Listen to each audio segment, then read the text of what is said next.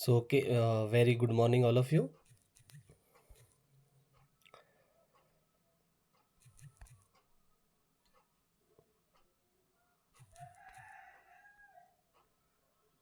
Okay, so very good morning once again, all of you. I am audible. Hello. Yes, sir. Okay, so let's start our today's lecture. Okay, so last lecture में हमने देखा some basic concepts about complex numbers. Okay, और exercise 1.1 and 1.2 as a homework थी. I hope आपने कुछ try किया होगा. Okay. Yes, sir. Okay, so बहुत इंटरेस्टिंग एक्सरसाइज थी. जैसे उसमें कुछ रीजंस मीन्स डायग्राम्स बनानी थी और कुछ क्वेश्चंस को सॉल्व करना था, है ना. ग्राफ ड्रॉ करने थे. ओके, सो आई होप आपने किया होगा. अगर कहीं पे डाउट है तो आप मुझसे पूछ सकते हो. ठीक है. So sir yes. 1.1 में 3 में से 3 का नहीं आया. 1.1 क्वेश्चन नंबर 3. क्वेश्चन नंबर 3 का थर्ड नहीं आया. Okay, so here we have to find one value of argument. Okay, yes. So what is the argument? argument हम एंगल को कहते हैं ना, थीटा को कहते हैं argument. So देखना, इसको हम ऐसे सॉल्व कर सकते हैं.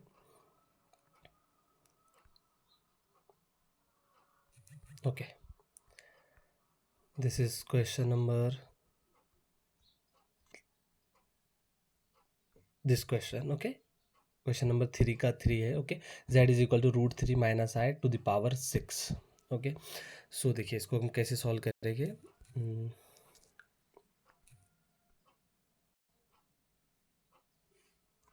ठीक है. सो नंबर मुझे कुछ ऐसे गिवन है. z is equal to √3 minus I to the power 6. उसका आर्गुमेंट फाइंड आउट करना है. सो देखना, हम इसको यहाँ ऐसे कर सकते हैं, √2 से मल्टीप्लाई और डिवाइड. सो ये बनेगा √3/2 minus i 1/2 to the power 6. Now this is z. अब पावर को अगर डिस्ट्रीब्यूट करें so it become √2 to the power 6.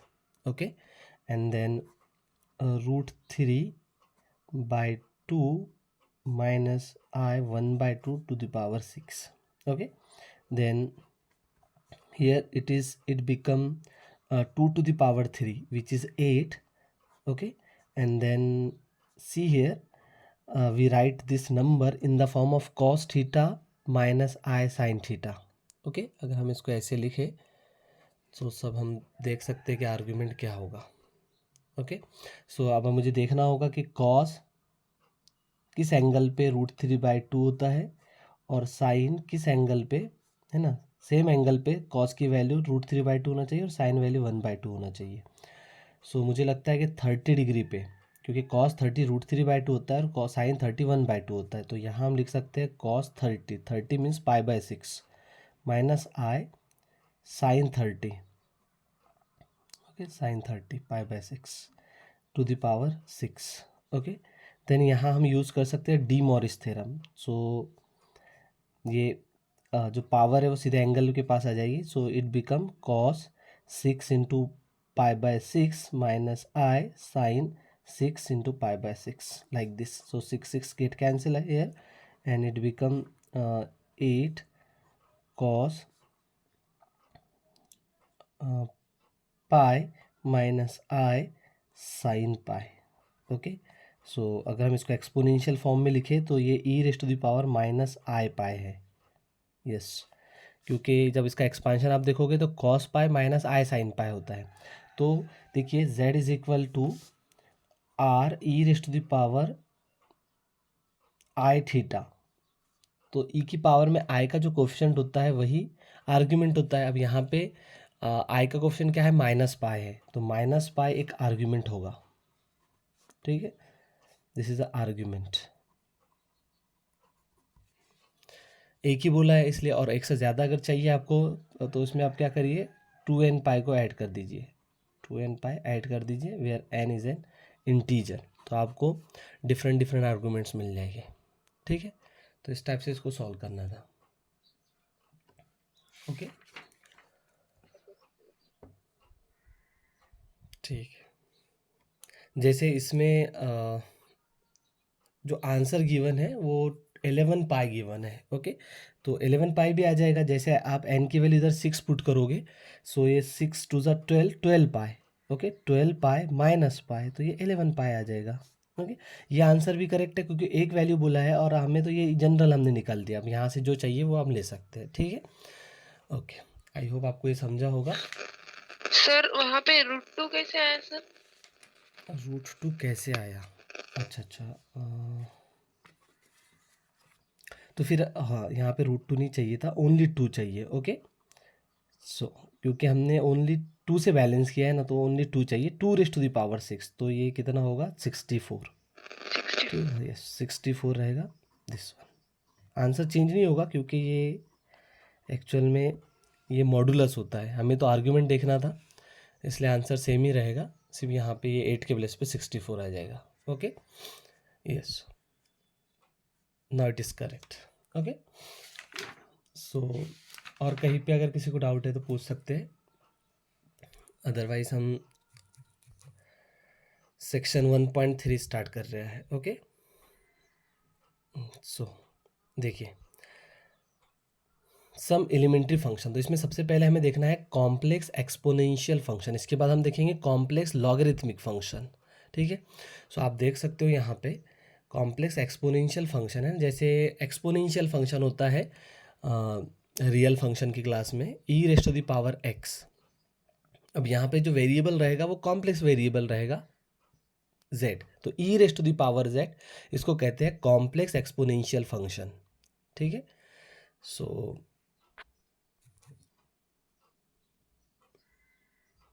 C here complex exponential function. So अगर हमें देखें F of Z is equal to e⁻z, इसको कहते हैं कॉम्प्लेक्स एक्सपोनेंशियल फंक्शन।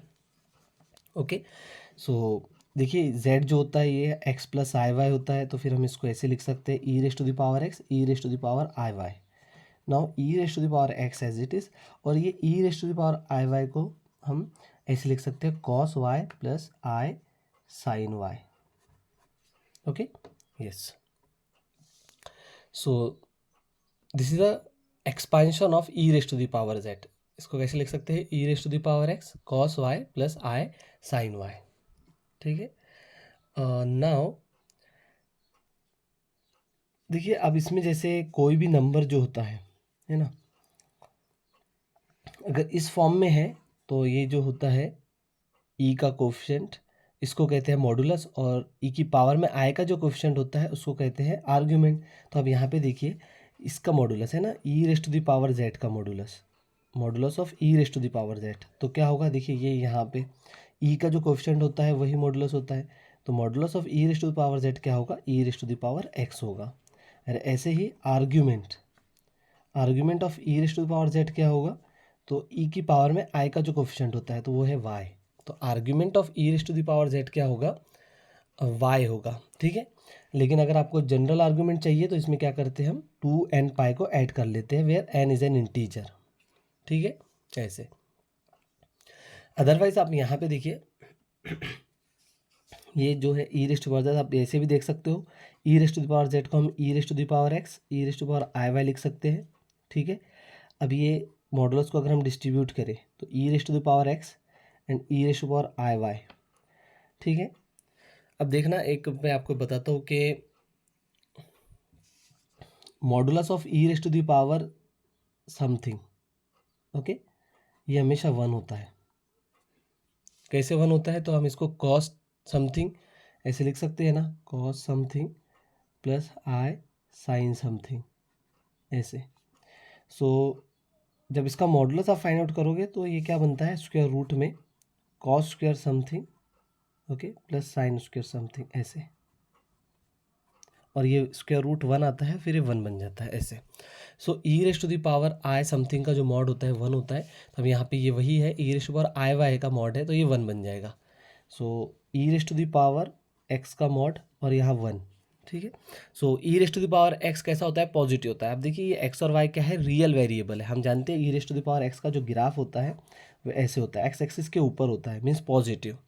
और पॉजिटिव का विदाउट मॉड भी लिख सकते हो, तो ये ऐसे आएगा E raised to the power X, ठीक है।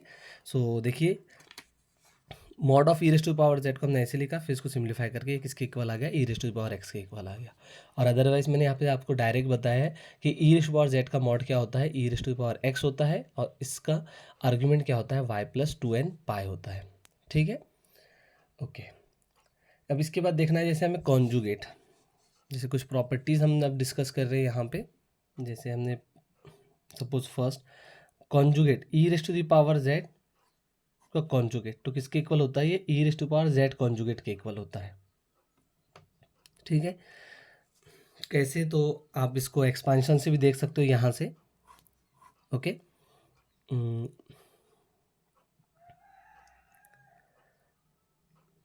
या फिर ऐसे देखिए, E raised to the power Z is nothing but E raised to the power X plus I Y, okay.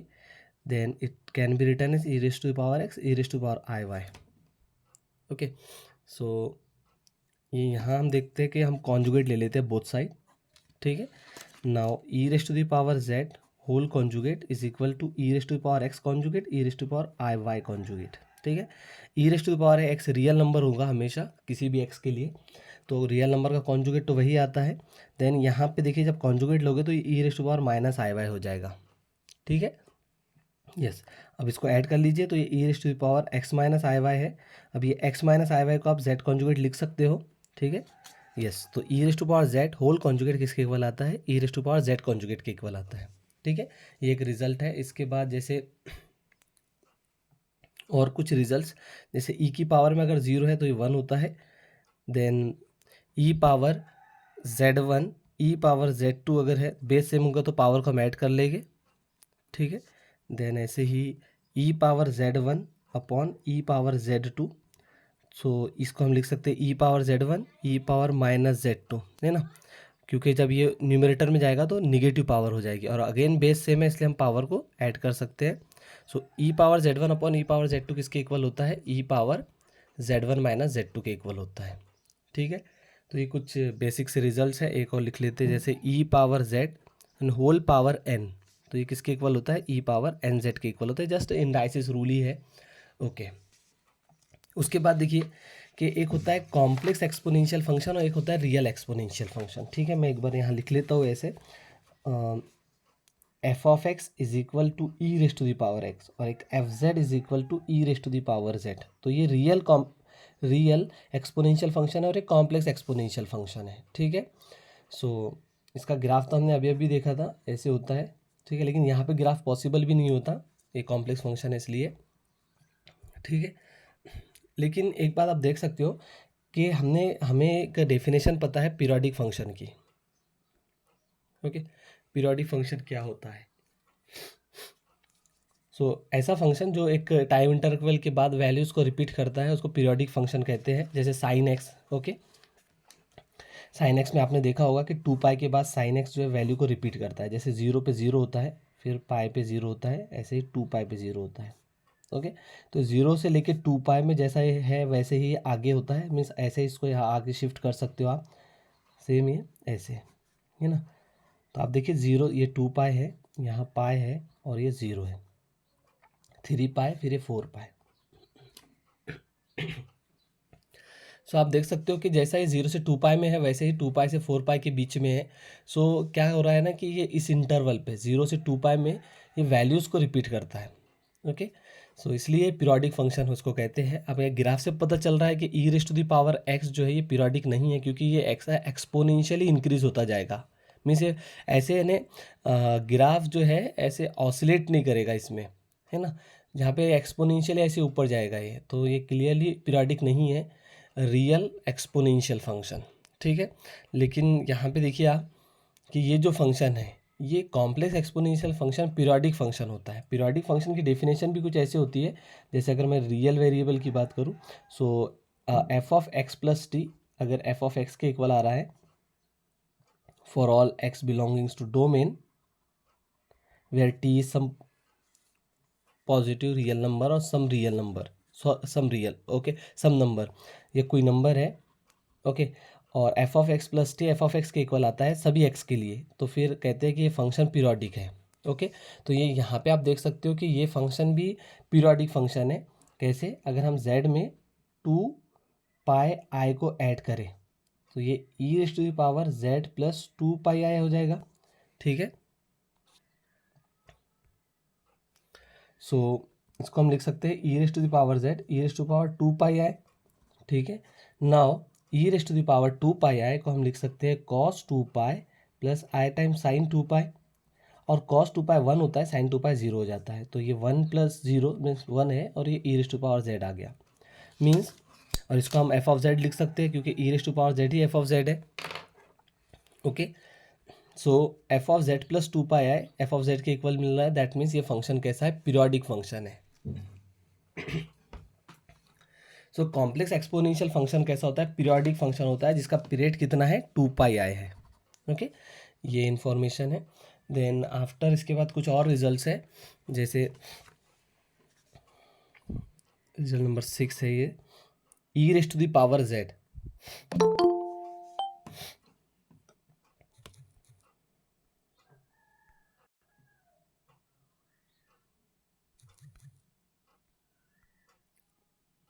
Okay, so e raised to the power z, it is positive when y is a even multiple of pi, when y is an even multiple of pi, okay, even multiple of pi, ये result है। अब देखिए कि e raise to the power z किसके equal होता है? e raise to the power x e raise to power I y के equal होता है। अगर ये y even multiple of pi हो जाए, मीन्स ऐसे ट्वाइस एन पाई, तो जैसे आप y की value twice N pi put करोगे यहाँ पे, तो ये E raise to the power I 2n pi हो जाएगा, जो कि कॉस 2n पाई प्लस आई साइन 2n पाई बन जाएगा। कॉस 2n पाई 1 होता है और साइन 2n पाई 0 होता है, तो ये 0 आ जाएगा मीन्स 1, तो ये टर्म तो 1 बन जाएंगी, मीन्स ये E raise to the power Z किसके इक्वल आ जाएगा? E raise to the power X के इक्वल आएगा। और हमें पता है कि ई raise to the power x कैसा होता है? ग्रेटर देन 0 होता है। ठीक है,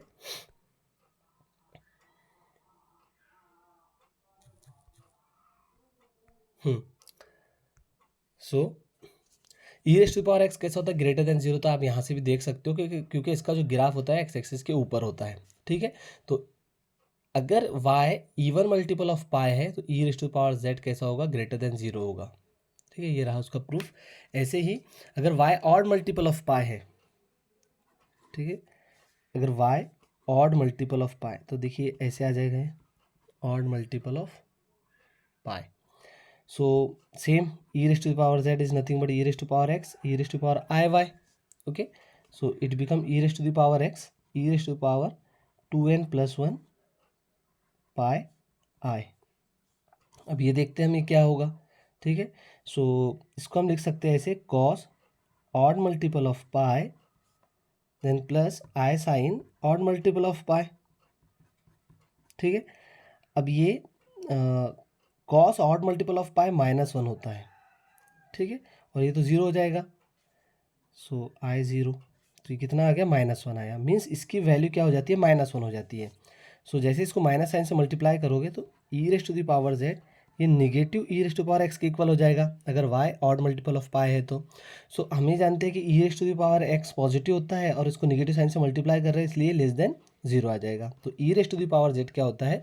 लेस देन 0 होता है for Y odd multiple of pi. ठीक है, आई होप आपको ये समझा होगा। ठीक है, नाउ इसके बाद और भी कुछ रिजल्ट्स है, जैसे अगर y odd multiple of pi by 2 बन जाए, है ना, अगर y odd multiple of pi by 2 हो जाए तब क्या होगा? अगर y odd multiple of pi by 2 है तो e raise to the power I y ये क्या होगा? Cos odd multiple of pi by 2 plus I sine odd multiple of pi by 2.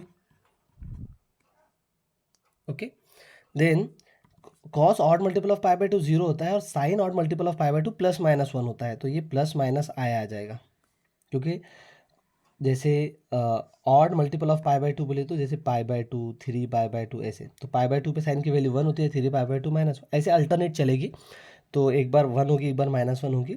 तो ये ई raised to the power I Y क्या बन जाएगा, प्लस माइनस आई हो जाएगा.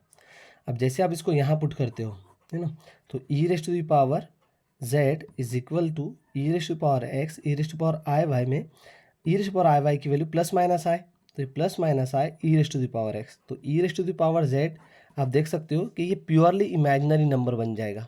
क्या बन जाएगा, प्योरली इमेजिनरी. ठीक है, सो ये वही लिखा है, आप देख सकते हो कि अगर e y odd multiple of pi by 2 है तो जेड जो होता है प्योरली इमेजिनरी नंबर होता है. ठीक है, अब इसके बाद जैसे ई रेस्ट टू पावर जेड का मॉड फाइंड आउट कर लेते हैं. अभी अभी हमने देखा था कि ई raised to the power Z is nothing but E raised to the power x E raised to power I y. Mod को डिस्ट्रीब्यूट किया तो ई raised to power x mod of E raised to power I y इस 1 हो जाता है ये, और ये mod of E raised to power x को आप e raised to power x लिख सकते हो, क्योंकि e raised to power x कैसा होता है, पॉजिटिव होता है. ठीक है, तो mod of E raised to the power Z is equal to E raised to the power x. Okay, देखिए यहाँ पे मैं लिख रहा हूँ mod e raised to the power Z is equal to E raised to the power x. If x is less than 0, अगर x 0 से less हो जाए तो उस केस में e raised to the power 0 e raised to power x जो होगा वो 1 से लेस हो जाएगा. कैसे, आप ग्राफ से भी ऑब्जर्व कर सकते हो. यहाँ पे एक्स की वैल्यू 0 होती है, तो अगर एक्स की वैल्यू लेस देन 0 बोले तो ये, ओके, दिस वन. और ये यहाँ पे ये पॉइंट होता है 1. तो 0 पे वैल्यू 1 होती है, और 0 से पहले जो है, 0 से पहले ये ग्राफ 1 से नीचे है. That means e raised to power x 1 से लेस होगा अगर एक्स लेस देन 0 है तो. और अगर एक्स ग्रेटर देन 0 है तो मीन्स यहाँ पे तो ई रेस्ट टू पावर एक्स कैसा होता है, 1 से ग्रेटर होता है. तो यहाँ पे आप लिख सकते हो e mod of E raised to power Z is equal to E raised to power x and which is greater than 1 for x is greater than 0. Okay, ऐसे ही mod of E raised to the power i z के लिए कुछ होता है. जैसे अब देखिए इसको कैसे लिख सकते हैं, it become e raised to the power i x plus I Y. Okay, yes, then इसको हम लिख सकते हैं ई raised to power i x, और आई स्क्वायर होता है, और आई स्क्वायर किसके इक्वल होता है, -1 के इक्वल होता है. तो ये बन जाएगा माइनस वाई. ओके, देन इसको अगर हम डिस्ट्रीब्यूट करके लिखें तो ई raised to the power i x E raised to power minus y. ठीक है, so mod e raised to the power i x and then mod e raised to power minus y. ठीक है, तो mod e raised to power i x, तो मैंने इससे पहले भी कहा है, यहाँ पे आप देख सकते हो ये कि ई raised to power I something का जो मॉड होता है 1 होता है, इसलिए यहाँ भी मॉड क्या हो जाएगा, 1 हो जाएगा. एंड देन रिमेनिंग होगा mod e raised to power minus y. और क्योंकि मॉड ये जो ई की पावर में जो भी नंबर होता है हमेशा पॉजिटिव, मीन्स ई पावर समथिंग ये ऑलवेज पॉजिटिव होता है, याद रखना. ये अगर समथिंग रियल नंबर है तो ओके, ये हमेशा पॉजिटिव होता है. सो क्योंकि ये माइनस वाई रियल नंबर ही रहेगा, इसलिए मैं कह सकता हूँ कि ये इनसाइड द मॉड पॉजिटिव है. और अगर इनसाइड द मॉड पॉजिटिव है तो इसको मैं e raised power minus y ऐसे लिख सकता हूँ. ठीक है, तो ई raised to power i z का जो मॉड है ई रेस्ट पावर माइनस वाई है. अब देखिए यहाँ पे 2 केसेस है, if y is greater than 0 and y is less than 0. देखिए अगर y ग्रेटर देन 0 होगा तो उस केस में ये y ग्रेटर देन 0, जैसे 1 लीजिए तो ई रेस्ट पावर -1 होगा. ई raised power -1 means 1/e. 1/e कैसा नंबर है, ये 1 से लेस होता है. तो उस केस में मीन्स अगर y पॉजिटिव है तो mod of E raised power i Z ये लेस देन 1 होगा. और y अगर निगेटिव है जैसे -1, तो आप यहाँ में -1 पुट करिए तो ई रेस्ट पावर 1 बन जाएगा. और ई रेस्ट पावर 1 मीन्स e, और e कैसा होता है, ग्रेटर देन 1 होता है. e की वैल्यू आपको पता होगी 2.7172 ये समथिंग होती है. Okay, yes.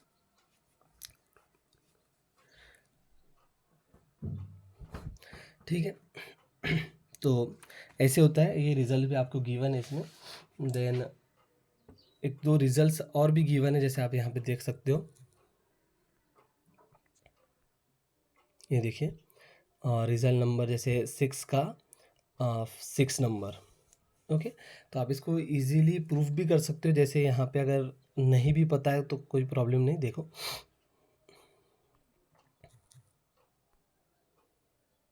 इसको हम कैसे करेंगे, है ना।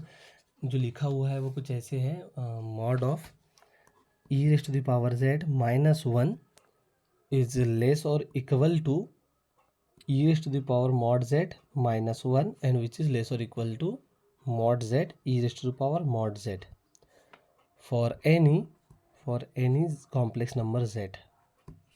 okay, this one. तो रिजल्ट गिवन नहीं है। देखिए अब इसको कैसे हम कर सकते हैं। हमें ये पता है कि ई raised to the power Z का जो एक्सपांशन होता है वो होता है 1 + z divided by 2 factorial z power 3/3 factorial, ऐसे ही लास्ट तक। Okay, yes. सो जैसे ही आप इसको 1 को लेफ्ट में शिफ्ट करोगे तो ये ई रेस्ट टू पावर जेड -1 हो जाएगा और it become z + z² divided by 2 factorial z³ divided by 3 factorial 4 divided by 4 factorial and so on. अब हम मॉड ले लेते हैं दोनों साइड में। सो जैसे मॉड पुट किया तो ये ऐसे आ जाएगा।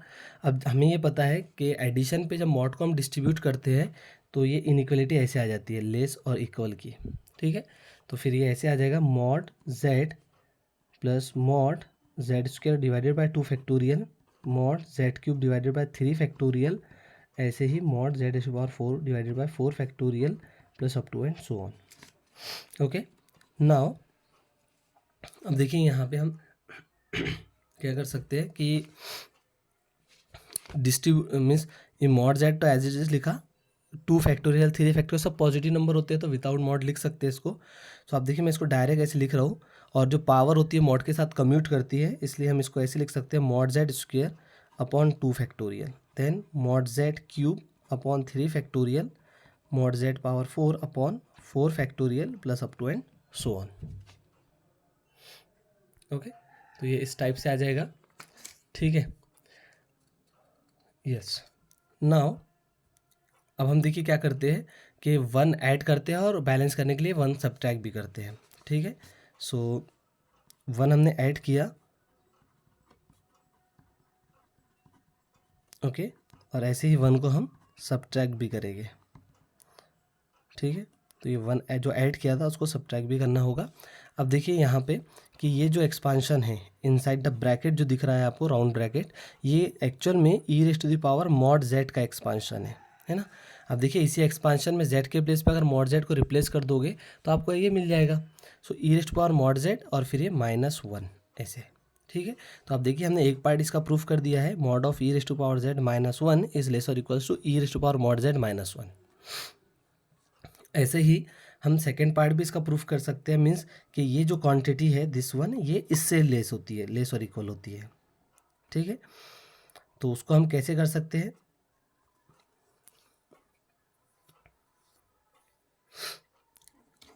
ओके, सो उसके लिए कुछ करना पड़ेगा, जैसे कि देखिए यहाँ पे।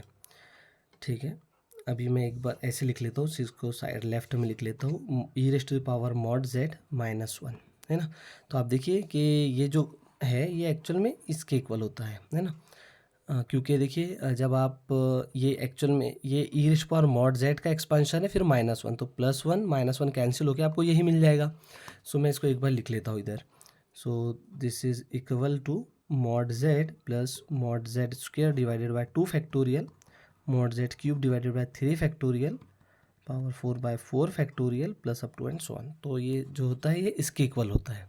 ओके, नाउ अब हम जैसे इसमें आप देख सकते हो जो हमें प्रूफ करना है इसमें मॉड जेड है, दैट मीन्स हमें मॉड जेड को कॉमन लेना होगा।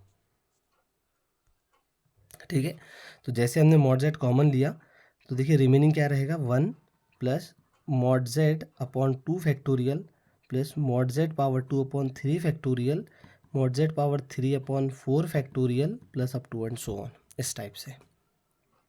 ठीक है, अब हमें क्या करना है कि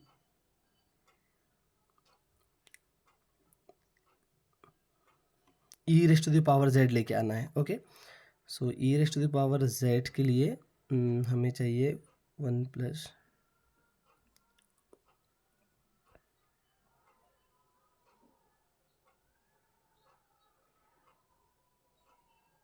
ई raised to power mod Z, तो वो कुछ ऐसे होता है 1 प्लस मॉड जेड प्लस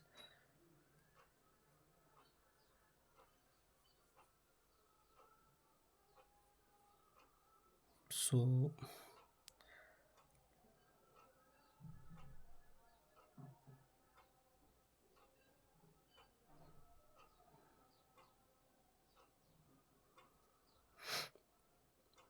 यहाँ पे जैसे 1 प्लस मॉड जेड चाहिए,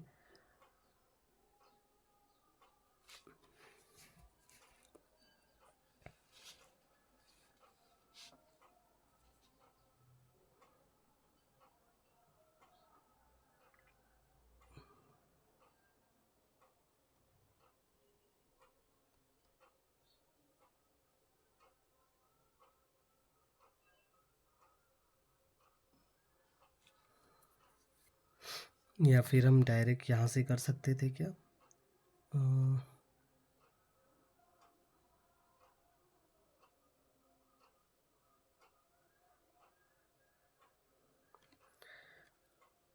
ई raised to power mod z minus 1 is equal to, ठीक है, ये हमने लिखा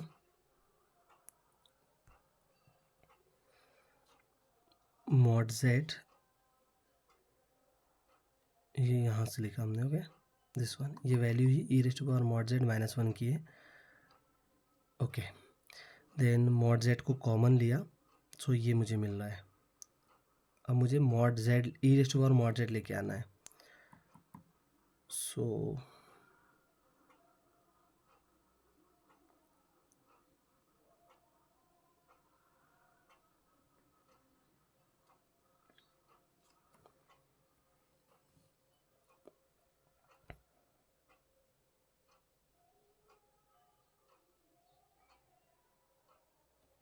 +1 और -1 किया होता इधर अगर,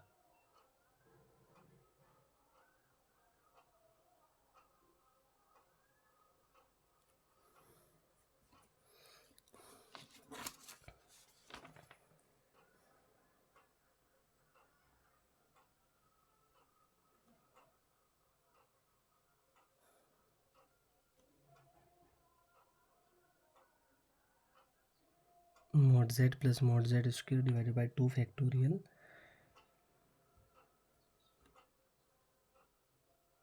अगर मैं इसको ही कंटिन्यू रखता हूँ क्या ऐसे कि दिस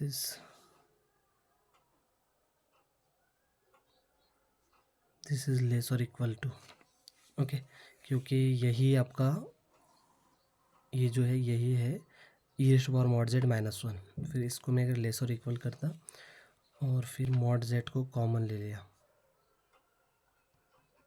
सो मॉड जेड को कॉमन लेने के बाद ये आ जाता ऐसे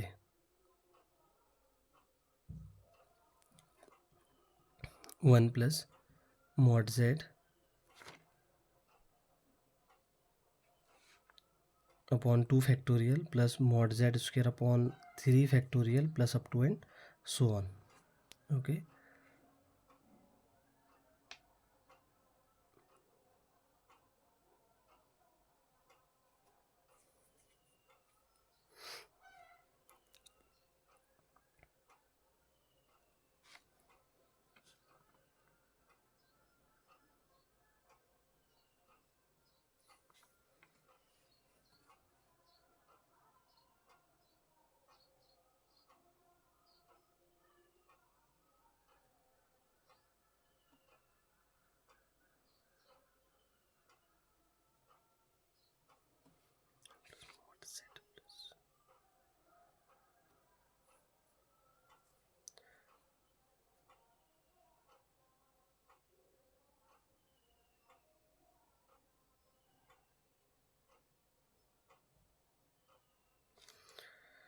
ठीक है, मुझे इसको देखना पड़ेगा एक बार, लिख लेता हूँ फिर भी कि ई raised to the power mod z minus 1 is equal to mod z plus mod z square divided by 2 factorial mod z cube divided by 3 factorial plus up to and so on. Okay.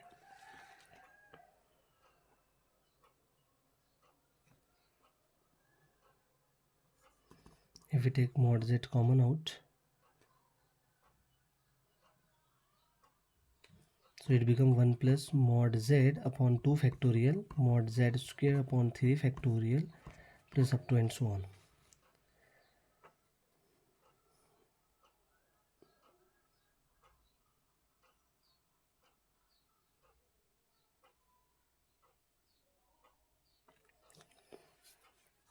So this mod z as it is.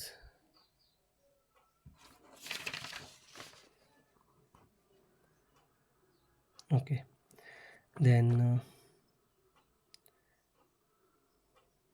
at the place of 1 we replace 1 here. Then yes, see here, if you write this one, actually we know the relation mod z is greater than equal to mod z upon 2 factorial. अब तो देखिए यहाँ पे ये relation तो आप जानते हो ना कि mod z बाय 2 फैक्टोरियल जो होगा वो mod z से लेस और इक्वल होगा, क्योंकि हम क्या कर रहे हैं, इसे डिवाइड कर रहे हैं. सेम ऐसे ही mod z square upon 3 factorial is less और equal to mod z square upon 2 factorial, है ना. क्योंकि क्या होगा, क्योंकि जिसका डिनोमिनेटर ग्रेटर होता है वो नंबर छोटा होता है. ओके, ऐसे ही mod z cube upon 4 factorial is less और equal to mod z cube upon 3 factorial. Okay, तो अब देखिए मैं यहाँ पे क्या कर रहा हूँ, तो यहाँ पे हमने जैसे mod z अपॉन 2 फैक्टोरियल और mod z में हम कंपेयर कर रहे हैं, तो ये नंबर कैसा होता है, ग्रेटर और इक्वल होता है इससे. तो यहाँ पे लिख रहा हूँ मैं ये ऐसे साइन. ऐसे ही ये नंबर जो होता है ये mod z square upon 2 factorial, ये इससे ग्रेटर और इक्वल होता है, इसलिए ये साइन यहाँ पे. ओके, ऐसे ही ये कंटिन्यूसली चलता रहेगा. ठीक है, सो विच इज़ लेस और equal to this mod z as it is. Now ये जो आ रहा है this is nothing but e raise to power mod z. तो ये इस टाइप से प्रूफ डन हो जाएगा कि ई raise to power mod z माइनस 1 इज़ लेस और equal to mod z E raise to power mod z. ये आपको समझा है क्या, कैसे हुआ? Hello, yes sir. ठीक है. सो ओके, नाउ और इसके बाद एक और प्रॉपर्टी है, प्रॉपर्टी नंबर 7. तो इसको भी आप ऐसे ही ट्राई कर सकते हो. ठीक है, करके देखना इसको 7 को. नाउ इसके बाद देखिए complex sine and cosine function. ठीक है, तो आप यहाँ पे देख सकते हो कि कॉम्प्लेक्स साइन फंक्शन जैसे साइन जेड कॉस जेड है ना. So sine z e raise to power i z minus e raise to power minus i z upon 2i होता है. ऐसे ही cos z e raise to power i z plus e raise to power minus i z upon 2 के equal होता है. उसके बाद जैसे अदर जो फंक्शंस है जैसे टेन जेड कॉस जेड सेक जेड कोसेक जेड, ये एक्चुअल में इन दो बेसिक्स साइन जेड और कॉस जेड से ही बनते हैं, है ना. Ten Z sine upon cos होता है, कॉट कॉस अपॉन साइन होता है, सेक 1 अपॉन कॉस होता है और कोसेक 1 बाय साइन होता है. ठीक है, अब इसके बाद कुछ रिजल्ट्स लिखे हैं इन साइन और कोसाइन फंक्शन के लिए. जैसे साइन जेड किसके इक्वल होता है. ओके, तो साइन देखिए यहाँ पे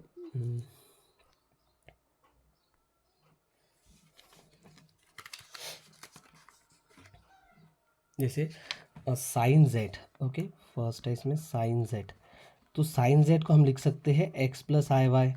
ओके, सो इसमें अब अगर साइन ए प्लस बी का एक्सपांशन यूज़ करें तो sine x into cos i y plus cos x into sine i y. ठीक है, अब हमें ये पता है कि साइन जेड किसके इक्वल होता है, e raise to the power i z minus e raise to power minus i z divided by 2i इसके इक्वल होता है. और ऐसे ही कॉस जेड किसके इक्वल होता है, e raise to the power i z then plus e raise to power minus i z upon 2 के इक्वल होता है. ओके, सो अगर हमें कॉस आई वाई की वैल्यू फाइंड आउट करनी है, सो देखिए यहाँ पे z के प्लेस पे आई वाई को रिप्लेस कर लीजिए, तो ई raise to the power I y plus e raise to power minus I y upon 2 होगा. ओके, ऐसे ही ये देखिए आई स्क्वायर होगा तो ई raised power minus y then plus e raised power y upon 2। Okay, so देखिए ये बन गया है ई raised to power y plus e raised to power minus y upon 2। ऐसे ही हाइपरबोलिक फंक्शन भी होते हैं साइन एच जेड और कॉस एच जेड।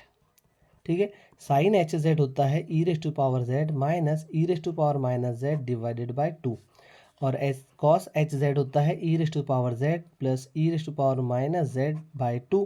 तो आप देखिए यहाँ पे जेड के प्लेस पे अगर हम वाई को रिप्लेस कर दें, ओके, तो ये क्या है, कॉस एच वाई है। So this is the value of cos h y. So sine cos i y ये कॉस एच वाई के इक्वल होता है। ऐसे ही मुझे साइन आई वाई भी फाइंड आउट करना है, तो साइन आई वाई देखिए यहाँ पे जेड के प्लेस पे हमें आई वाई को रिप्लेस करना होगा।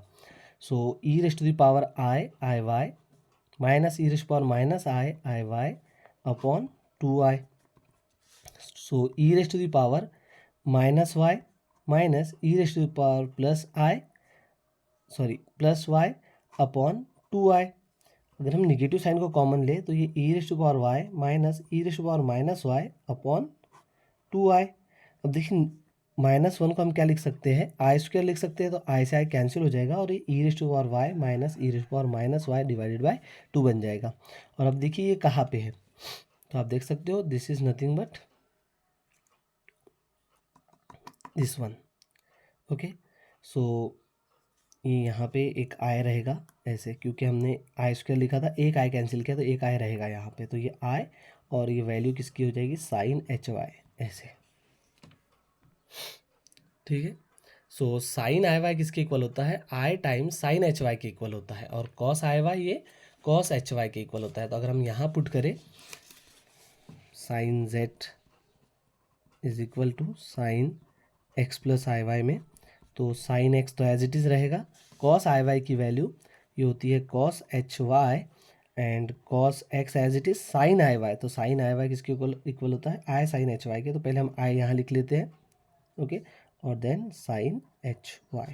ठीक है, तो इस टाइप का एक बार सेट एग्जाम में पूछा था क्वेश्चन, साइन जेड किसकी एक्सपांशन पूछा था, आप देखना प्रीवियस ईयर क्वेश्चन पेपर, उसमें आपको दिखेगा ये। ठीक है, तो साइन जेड का एक्सपांशन पूछा था और ऐसे 4 ऑप्शंस में एक ऑप्शन ए भी था।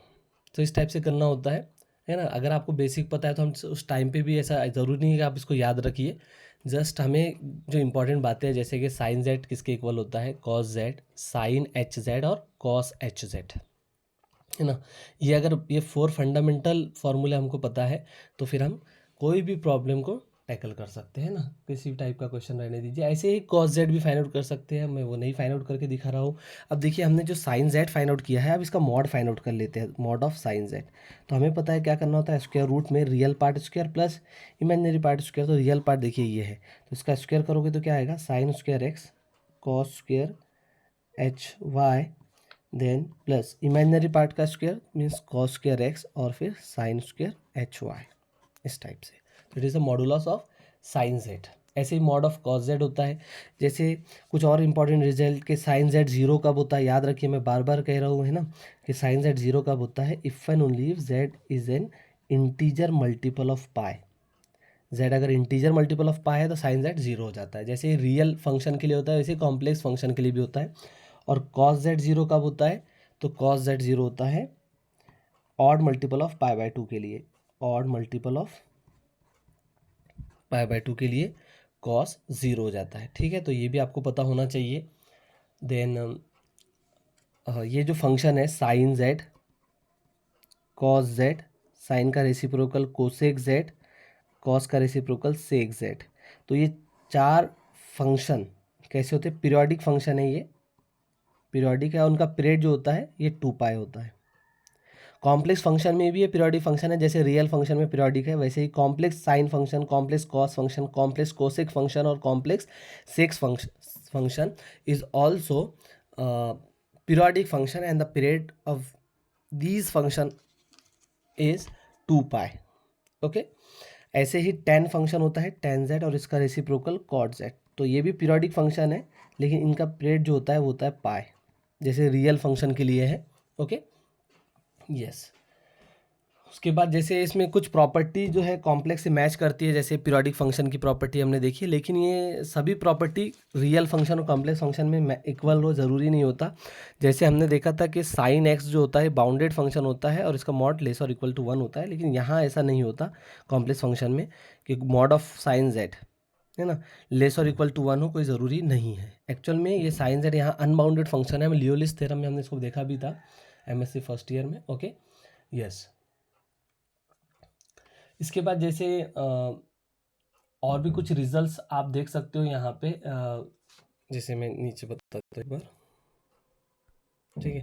तो ये रिजल्ट देखिए यहाँ पे कॉम्प्लेक्स हाइपरबोलिक फंक्शन जो लिखा हुआ है 10 रिजल्ट के बाद। ओके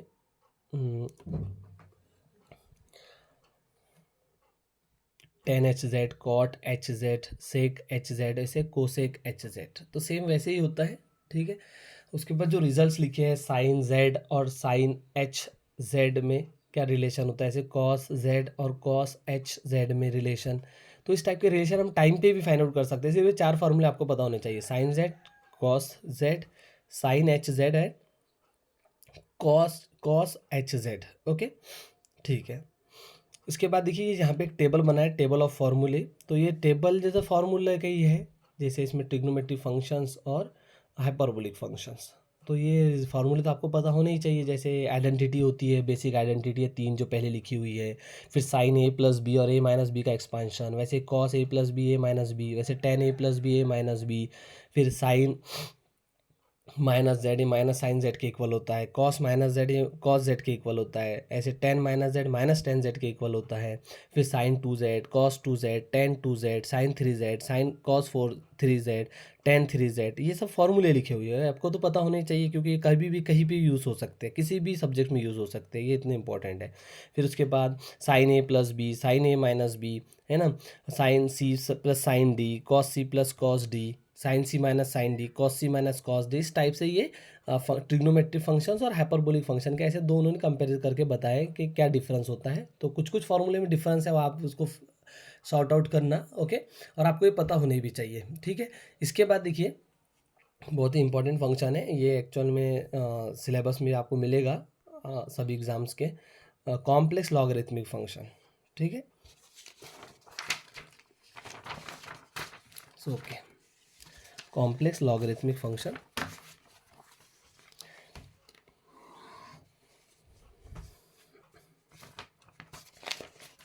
ये पॉइंट होने के बाद हम कुछ क्वेश्चन स्टार्ट करते हैं, ठीक है। तो कॉम्प्लेक्स लॉगरिथमिक फंक्शन देखिए क्या होता है। अरे बोर तो नहीं हो रहा है ना? हेलो नहीं सर। नहीं ना? आवाज़ क्लियर है, दिख भी रहा है बराबर? हाँ सर। ठीक है okay. So complex logarithmic function बहुत ही इंपॉर्टेंट फंक्शन है। अब देखिए पहले मैं आपको रियल लॉगरिथमिक फंक्शन के बारे में बताता हूँ, ठीक है। सो क्या होता है देखिए कि अगर y is equal to a raise to the power x है, a यहाँ पे कोई बेस है, सपोज a ये 1 नहीं है और पॉजिटिव नंबर है ना। तो ऐसे कोई y is equal to a x means a की पावर x करने पे अगर y आता है तो ये कहा जाता है कि log y to the base a करोगे तो x आएगा। मीन्स सर देखिए ऐसे 2 रेस टू द पावर 5 करने पे 32 आता है।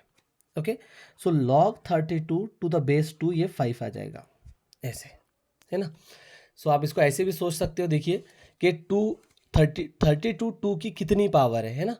तो 32 2 की 5 पावर है, तो यहाँ लिखा हमने। ऐसे ही log 64 टू द बेस 8, तो 64 8 की कितनी पावर है, तो 2 पावर है।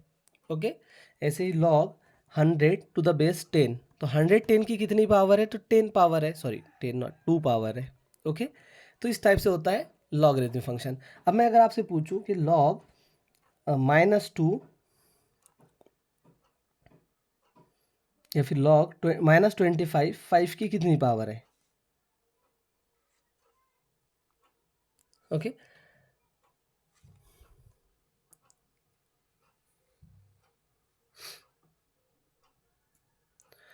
-25 5 की कितनी पावर है, मीन्स 5 की कितनी पावर की जाए कि -25 आ जाए।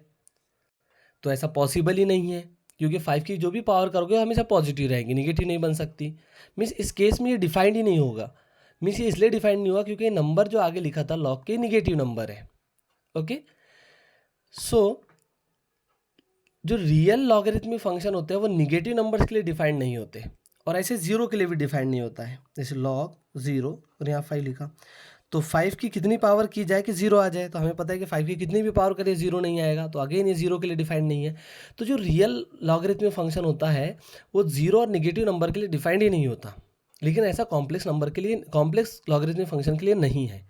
कॉम्प्लेक्स लॉगरिथमिक फंक्शन सभी कॉम्प्लेक्स नंबर के लिए डिफाइंड होता है एक्सेप्ट जीरो, जीरो को छोड़ के।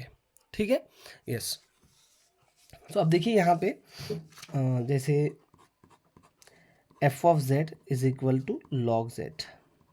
ठीक है, हमें ये पता है कि जेड को हम ऐसे लिख सकते हैं आर एक्सपोनेंशियल फॉर्म में e raise to the power i theta put करना है यहाँ पे। So log z is equal to log r e raise to the power i theta. अब ये प्रॉपर्टी होती है लॉगरिथमिक की, log r plus log e raise to the power i theta. Okay, so log r then plus i theta. Okay, ऐसे, क्योंकि log ई cancel हो जाती है, आई थीटा पावर रूल से आगे आ जाएगा, लॉग ई 1 हो जाता है। ठीक है, देन देखिए जो आर है, ये आर एक्चुअल में क्या होता है, मॉड जेड होता है। Okay, then plus i theta क्या होता है, थीटा होता है argument of this complex number. देखिए ये लॉग जेड के लिए एक फॉर्मूला आ गया हमारे पास कि कॉम्प्लेक्स वेरिएबल जेड अगर है तो इसका लॉग हम कैसे फाइंड आउट करेंगे, तो ऐसे फाइंड आउट करेंगे, log mod z plus I times argument of Z. बहुत ही इंपॉर्टेंट है ये। अब जैसे इसमें कुछ एग्जांपल्स आपको गिवन होंगे, जैसे फॉर एग्जांपल मुझे लॉग फाइंड आउट करना है 1 प्लस आई का, क्या फाइंड आउट करना है, log of 1 plus I find out करना है। ठीक है, तो देखिए फिर क्या करना होगा, सबसे पहले हमें लॉग ऑफ, देखिए लॉग ऑफ 1 प्लस आई किसके इक्वल होगा, लॉग मॉड 1 प्लस आई के इक्वल होगा, plus I times argument of 1 plus I. ठीक है, सो मॉड 1 प्लस आई क्या होता है, √2 होता है। ठीक है, plus I argument of 1 plus I, तो आप देख सकते हो यहाँ पे अगर ये 1 प्लस आई है तो इसका आर्ग्यूमेंट π/4 होता है, आप ट्राई करके देखना, π/4। ठीक है, उसमें आप चाहो तो 2n पाई ऐड कर सकते हो, क्योंकि ऐसे ये ऐसे आ जाएगा π/4 प्लस 2n पाई, क्योंकि ये जनरल आर्ग्यूमेंट हो जाएगा और ये जनरल लॉगरिथम हो जाएगा ऐसे। ठीक है, आई होप आपको ये समझा होगा। अब देखिए जैसे कुछ एग्जांपल्स हमें इसमें बोला है, जैसे 3 एग्जांपल्स है, मैं कोई एक सॉल्व करके देता हूँ आपको, बाकी तो उसमें सॉल्व किए हुए भी है। जैसे देखना यहाँ पे कहा कि मुझे इस इक्वेशन का सोल्यूशन चाहिए, e raise to the power डब्ल्यू is equal to 1 plus i, where डब्ल्यू is a complex number. Okay, ऐसे। सो क्या करते हैं, दोनों साइड में लॉग ले लेते हैं, तो log e raise to power डब्ल्यू is equal to log 1 plus I. Okay, so डब्ल्यू इज इक्वल टू क्या आ जाएगा, क्योंकि ये डब्ल्यू इंटू लॉग ई बनेगा and then log 1 plus I. Okay, ऐसे। सो डब्ल्यू लॉग ई तो 1 होता है, W is equal to log of 1 plus I, और अभी अभी हमने log of 1 plus I find out किया है, मैं डायरेक्ट लिख लूँ इधर। सो ये होता है log of √2 plus I π/4 plus 2n pi, where n belongings to integer. तो ये जित आए है ये सोल्यूशन है इस इक्वेशन के। ठीक है, इस टाइप से इसको सॉल्व किया हमने। देन ऐसे और भी एग्जांपल्स हैं, आप उसको ट्राई करिए। अब इसके पास होता है, इसके बाद होता है जैसे प्रिंसिपल लॉगरिथम। ठीक है, एक हमने अभी अभी लॉग देखा, एक होता है प्रिंसिपल लॉग। ठीक है, तो प्रिंसिपल लॉग क्या होता है, देखिए। सो हमने ये देखा था कि log z is equal to log mod z plus I times argument of z. अब जो प्रिंसिपल लॉग होगा उसको कैपिटल एल से लिखेंगे ऐसे, और यहाँ पे आएगा log of mod z plus I times, जो आर्ग्यूमेंट होगा वो भी प्रिंसिपल आर्ग्यूमेंट होगा। प्रिंसिपल आर्ग्यूमेंट की वजह से ही इसको प्रिंसिपल लॉग कहते हैं। ठीक है, जैसे इस केस में मुझे ये फाइंड आउट करना है, suppose log of capital log, okay, log of 1 plus I. ठीक है, इस 1 प्लस आई का प्रिंसिपल लॉग फाइंड आउट करना है, तो किसके इक्वल होगा, log of mod Z means, okay, then I times principal argument of 1 plus I. ठीक है, तो ये देखिए ये क्या होता है, लॉग ऑफ √2 होता है, देन प्लस आई, और इसका प्रिंसिपल आर्गूमेंट क्या होता है, पाई बाय 4 होता है, हमने देखा था। आप देख भी सकते हो, ये फर्स्ट क्वाड्रेंट का एलिमेंट है। तो फर्स्ट क्वाड्रेंट के एलिमेंट का प्रिंसिपल आर्गूमेंट आप कैसे फाइंड आउट करते हो, ये आपको हमने देखा था, tan inverse of mod B upon A से, ऐसे थीटा होता है ये, ठीक है। जब आप पुट करोगे तो 1 आ जाएगा, 1 tan इनवर्स 1 जो होता है वो पाई बाय 4 ही होता है।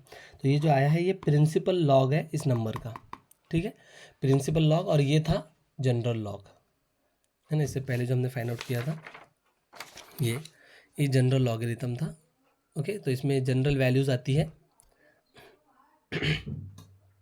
ओके, और ये जो है ये प्रिंसिपल लॉग है, ठीक है। तो इस टाइप से, अब जैसे इसमें एक टेबल है, बहुत ही आप देख सकते हो अच्छा टेबल है ये, है ना, इंफॉर्मेटिव टेबल है। जैसे यहाँ पे जैसे कॉम्प्लेक्स फंक्शन और रियल फंक्शन में इन्होंने कंपेयर करके बताया है। जैसे ई raised to the power Z जो होता है पीरियोडिक फंक्शन होता है, इसका पीरियड 2 पाई होता है, 2 पाई आई। ऐसे ही ई raised to the power X ये पीरियोडिक नहीं होता, okay. Sine Z, cos Z, sine H Z, cos H Z, ये सभी पीरियोडिक फंक्शन होते हैं, और इनके पीरियड जैसे साइन जेड का पीरियड 2 पाई होगा, कॉस जेड का पीरियड 2 पाई होगा, ओके। साइन एच जेड का पीरियड जो होगा 2 पाई आई होगा, क्योंकि साइन एच जेड जो होता है वो ई रेस्ट टू पावर जेड से बनता है ना। आपने फॉर्मूला देखा था साइन एच जेड का, E raised to power Z minus E raised to power minus Z upon 2। तो ये किससे बना है, ई रेस्ट टू पावर जेड से ही बना है, इसलिए इसका भी period E raised to power Z के पीरियड जैसा ही होगा, 2 पाई आई।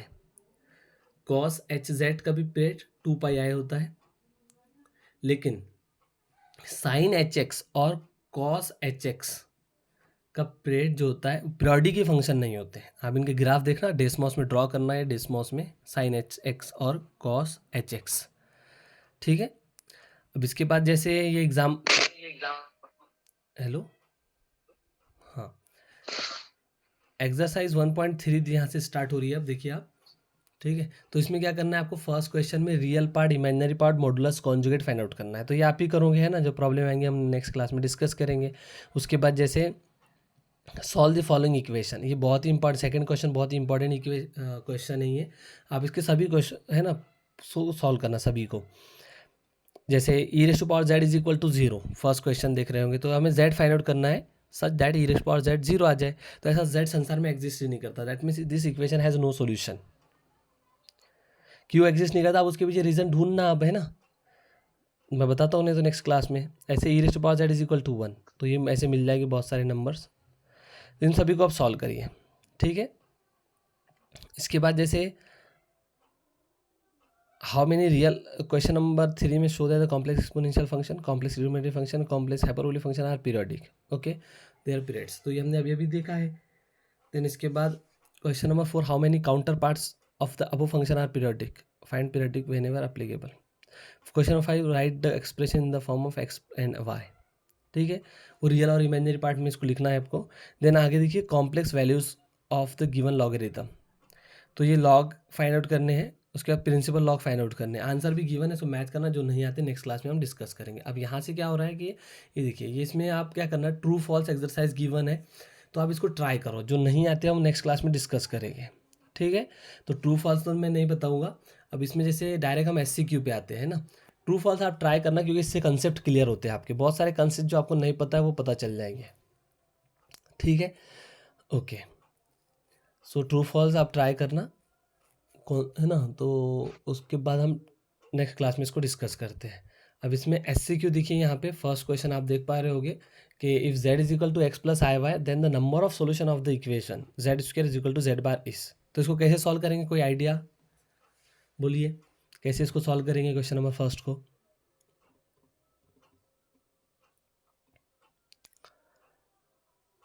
एक इक्वेशन आपको गिवन है, Z square is equal to Z bar, कहते हैं इस इक्वेशन के सॉल्यूशंस कितने होंगे, नंबर ऑफ सॉल्यूशन 1 2 4 इनफाइनाइट।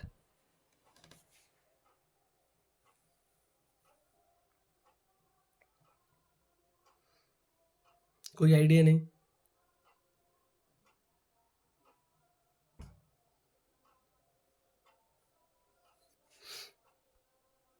ठीक है, देखो मैं बताता हूँ उसको कैसे सॉल्व करना है। अगर आप ट्राई कर रहे हो तो अच्छी बात है। देखिए है ना।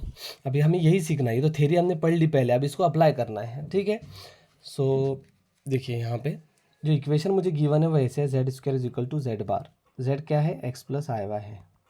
इस इक्वेशन के सोल्यूशन पूछ रहा है, तो हम क्या करेंगे, जेड के प्लेस पे एक्स प्लस आई वाई को पुट कर देंगे यहाँ पे। देखिए तो ये x plus I y bracket square is equal to x plus I Y conjugate. अब जब इसका एक्सपांशन करोगे, मैं डायरेक्ट लिख रहा हूँ, ठीक है। इसका एक्सपांशन ये होता है x square minus Y square plus i two x y ऐसे, और इसका कॉन्जुगेट होता है एक्स माइनस आई वाई। तो देखिए अगर दो नंबर इक्वल है तो रियल पार्ट के इक्वल होता है, x square minus Y square is equal to x, और इमेजनरी पार्ट के इक्वल होता है ऐसे, क्योंकि माइनस वाई इस साइड में, इसका इमेजनरी पार्ट माइनस वाई है और इस साइड में टू एक्स वाई है, ठीक है। अब इन दोनों इक्वेशन को सॉल्व करना है, जैसे मैं सेकंड इक्वेशन पहले सिंप्लीफाई करता हूँ, तो two x y minus y जब इस साइड जाएगा तो प्लस वाई होगा इज इक्वल टू जीरो, ठीक है। अब हमने क्या किया, वाई को कॉमन ले लिया, ठीक है। तो यहाँ से पता चला आइदर वाई जीरो और X is equal to minus one by two. इसको सॉल्व करोगे तो यही आएगा, मीन्स वाई की वैल्यू जीरो होगी या फिर एक्स की value minus one by two. अगर Y is equal to zero है तो हम क्या करते हैं, इसमें पुट करते हैं इक्वेशन फर्स्ट में, if Y is equal to zero. तो इक्वेशन फर्स्ट देखना, ये ऐसे आ जाएगी, X square is equal to X, means X square minus X is equal to zero, means X को अगर कॉमन ले तो ये ऐसे आ जाएगा, therefore X is equal to zero और X is equal to one ऐसे। अब देखिए वाई जीरो और एक्स जीरो, तो ये पेयर होगी जीरो कॉमा जीरो, है ना। ऐसे ही एक्स वन और वाई जीरो, तो ये सेकेंड पेयर आ गई, ठीक है। अभी जब नंबर लिखूंगे इसके करस्पॉन्डिंग तो जीरो आएगा और इसके करस्पॉन्डिंग वन आएगा, एक्स प्लस आई वाई है ना। तो ये दो नंबर आ गए, मीन्स ये जेड की वैल्यूज़ है। ऐसे ही अगर मैं एक्स को minus one by two put करता हूँ, if X is equal to minus one by two, तो इसको आप इधर इक्वेशन फर्स्ट में पुट करिए, इक्वेशन फर्स्ट, ठीक है। एक्स की value minus one by two हमने यहाँ पुट की, so minus one by two का स्क्वायर क्या होगा, वन बाय फोर होगा, माइनस वाई स्क्वायर, ऐसे ही minus one by two. So Y square को राइट में और माइनस वन बाय टू को लेफ्ट में शिफ्ट करते हैं, तो one by four plus one by two is equal to y square is equal to three by four. इसको जब सॉल्व करोगे तो थ्री बाय फोर आता है। जब इसका स्क्वायर रूट लोगे तो ये Y is equal to plus minus root three by two ऐसे। तो देखिए एक्स की value minus one by two और Y value root three by two, ऐसे ही एक्स की value minus one by two और Y value negative root three by two. तो यहाँ से एक कॉम्प्लेक्स नंबर, एक ये कॉम्प्लेक्स नंबर, यहाँ से एक ऐसे ही, तो ये कितने कॉम्प्लेक्स नंबर हो गए, फोर कॉम्प्लेक्स नंबर हो गए जो इस इक्वेशन को सेटिस्फाई करेंगे।